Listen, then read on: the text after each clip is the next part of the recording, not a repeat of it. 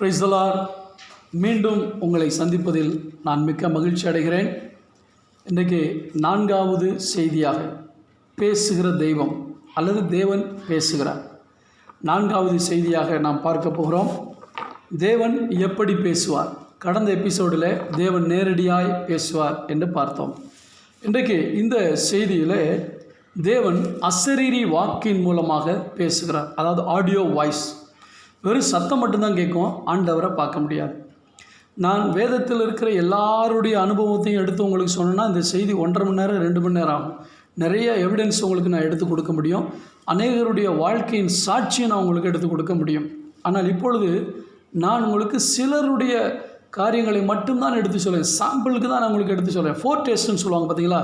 நீங்கள் பலாப்பழம் வாங்க போனீங்கன்னா கொஞ்சம் பழத்தை ஒரு சொலையை கையில் கொடுத்து, சார் சாப்பிட்டு பாருங்கள் சார், நல்லா இருந்தால் வாங்க சார் அப்படிமா. அவன் எல்லாத்தையும் அள்ளி கொடுத்துட மாட்டான், கொஞ்சம் டேஸ்ட் பார்க்குற கொடுப்பான். அதை மாதிரி தேவன் நம்மோடு இந்த வழியிலும் பேச முடியும் என்பதற்கு ஒரு டேஸ்ட்டுக்காக தான் நான் எடுத்து காட்டுறேன். முதலாவது ஆதியாகமத்தின் புத்தகம் 12ஆம் அதிகாரத்தில் ஆண்டவர் ஆபிரகாமோடு கூட பேசினதை பார்க்கிறோம். கர்த்தர் ஆபிரகாமை நோக்கி, நீ உன் தேசத்தையும் உன் இனத்தையும் உன் தகப்பனுடைய வீட்டையும் விட்டு புறப்பட்டு நான் உனக்கு காண்பிக்கும் தேசத்துக்கு போ என்றார். இப்போ ஆண்டவர் ஆபிரகாமோடு கூட பேசுகிறார். முந்தின எபிசோடில் கர்த்தர் அங்கே நின்றிருந்தார், ஆபிரகாம் கர்த்தருக்கு முன்பாக நின்றிருந்தார் என்று பார்த்தோம். நேரடியாக பார்க்கக்கூடிய தூதனானவர். அது இதுக்கு பின் வந்த அனுபவம். ஆனால் முன்னாடி உள்ள அனுபவம் என்னவென்றால், ஆபிரகாமுக்கு இந்த சர்வ வல்லமையில் யெகோவா தான் தேவன்னு தெரியாது. அந்த ஆபிரகாமுடைய அப்பா ஒரு விக்கிரகத்தை செய்து விற்கிற ஒரு வியாபாரி என்று ஆராய்ச்சியாளர்கள் வேத ஆராய்ச்சியாளர்கள் சொல்லுகிறார்கள். அப்படிப்பட்ட இடத்துல, அதாவது கல்தேயருடைய தேசத்திலிருந்து தான் இந்த ஆபிரகாம். அப்போ அந்த ஆபிரகாமுக்கு ஆண்டவர் சத்தம் கொடுக்கிறார். ஆபிரகாமே அப்படின்னு ஒரு சத்தம் கேட்குது. அப்போ ஆண்டவர் முதலாக தன்னை ஆபிரகாமோடு இணைத்து பேசும்போது ஒரு ஆடியோ வாய்ஸாக வெறும் சத்தம் மட்டும்தான் கேட்குறது. இந்த சத்தத்துக்கு செவி கொடுத்து போகிறான் ஆண்டவர். சில இடங்களில் பின்வரும் அத்தியாயங்களில் சொல்லும்போது, நீ என் வார்த்தைக்கு செவி கொடுத்து அப்படின்னு ஆண்டவர் சொல்கிறார். என் வார்த்தைக்கு நீ செவி கொடுத்தபடினால் என்று ஆண்டவர் சொல்கிறார். உன்னை பெரிய ஜாதியாக்குவேன் என்றெல்லாம் சொன்னார் இல்லைங்களா? உடனே ஆபிரகாம் என்ன சொல்கிறாரு? 4ஆம் வசனம், கர்த்தர் ஆபிரகாமுக்கு சொன்னபடியே அவன் புறப்பட்டு போனான். அப்போ ஆண்டவர் சொல்லுவதை கேட்டான். என்ன சொல்கிறாருங்கிறது புரியுது, என்ன செய்ய சொல்கிறாருங்கிறது விளங்குது. ஆடியோ வாய்ஸின் மூலமாக தேவன் பேசுகிறார். அன்பான கர்த்தருடைய பிள்ளைகளே, ஆதி நாட்களில் வேதம் எழுதப்படவில்லை. இன்றைக்கு வேதம் நம்முடைய கையில் இருக்கிறது. பல விதங்களில் கர்த்தர் நம்மோடு வசனத்தின் மூலமாக பேசி கொண்டிருக்கிறார். அதை பற்றியும் பின்வரும் அத்தியாயங்களில் நம்ம பார்க்க போகிறோம், எபிசோடில் பார்க்க போகிறோம். அப்போ ஆடியோ வாய்ஸாக தேவன் வானத்திலிருந்து சத்தமிடுகிறார். அப்போ வானத்திலிருந்து சத்தமிட்டால் எல்லாருக்குமே கேட்குமே, அதுதான் ஆச்சரியம். யாரோடு பேச விரும்புகிறாரோ அவங்களுக்கு மட்டும்தான் அந்த சத்தம் கேட்கும். இதுதான் தேவனுடைய ஒரு பெரிய கிருபை, ஆச்சரியம். இப்போ யோசிச்சு பாருங்கள், வானத்திலிருந்து ஒரு இடி சத்தம் கேட்குது. இது யார் கேட்பா? எந்த ஊரில் இடி சத்தம் விழுந்ததோ அந்த ஊரில் இருக்க அத்தனை பேருக்கும் அந்த இடி சத்தம் கேட்கும். ஒரு ஏரோப்ளைன் மேலே பறந்து போச்சுன்னா அந்த ஏரோப்ளைன் பறந்து போகிற அந்த சத்தம் எல்லாருக்கும் கேட்கும். ஒரு ஜெட்டு போனாலோ ஒரு ஹெலிகாப்டர் போனாலோ எல்லாருக்கும் அந்த சத்தம் கேட்கும். ஆனால் தேவன் பேசும்போது அவர் யாரோடு பேச விரும்புகிறாரோ அவங்களுக்கு மட்டும்தான் அந்த சத்தம் கேட்கும். எனவே ஆபிரகாம் உன் வீட்டை விட்டு புறப்பட்டு போ அப்படிங்கும் போதில் அது சாராளுக்கு கிடைச்சதா அந்த வார்த்தை தெரியாது. ஆனால் ஆடியோ வாய்ஸாக தேவன் பேசினார். இன்னொரு வசனத்தை நான் உங்களுக்காக வாசிக்க விரும்புகிறேன். ஆதியாகமத்தின் புத்தகம் 35ஆம் அதிகாரம்.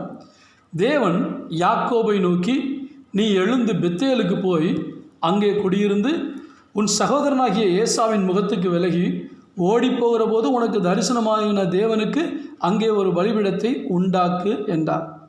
அப்பொழுது யாக்கோபு தன் வீட்டாரையும் தன்னோடு கூட இருந்த மற்ற அனைவரையும் நோக்கி, ஆண்டவர் பேசின உடனே அதை கேட்டு உடனே செயல்படுகிறார். எப்படி இந்த யாக்கோபுடைய தாத்தாவாகிய ஆபிரகாமோடு ஆண்டவர் பேசி உடனே ஆபிரகாம் கீழ்ப்படிந்தாரோ அதே போன்ற அனுபவம் இப்பொழுது யாருக்கு கிடைக்கிறது?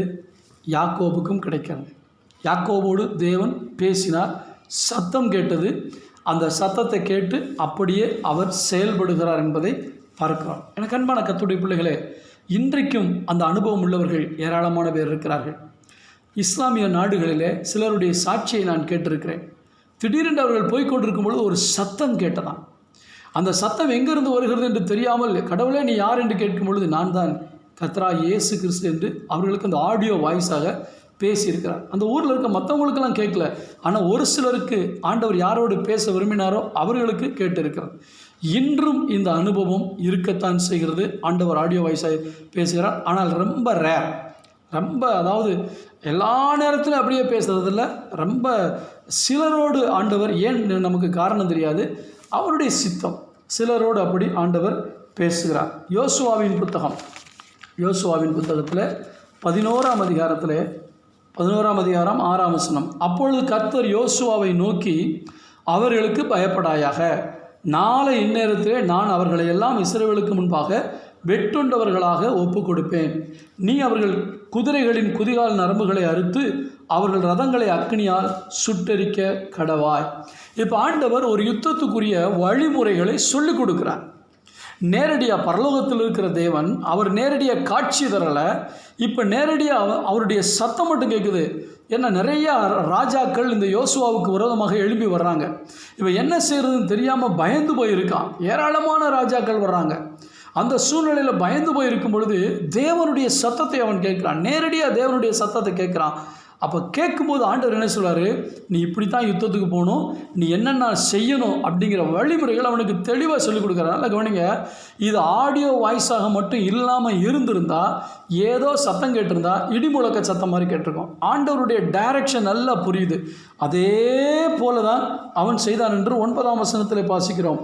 கர்த்தர் யோசுவா தனக்கு சொன்னபடி அவர்களுக்கு செய்து அவர்கள் குதிரைகளின் குதிகால் நரம்புகளை அறுத்து அவர்கள் ரதங்களை அக்னியிலே சுட்டெரித்தான் என்று பார்க்கிறோம். அப்போ யோசுவாவோடு ஆண்டவர் ஆடியோ வாய்ஸாக பேசினார். புதிய ஏற்பாட்டிலே நான் உங்களுக்கு ஒரு காரியத்தை விளங்கப்படுத்த விரும்புகிறேன்.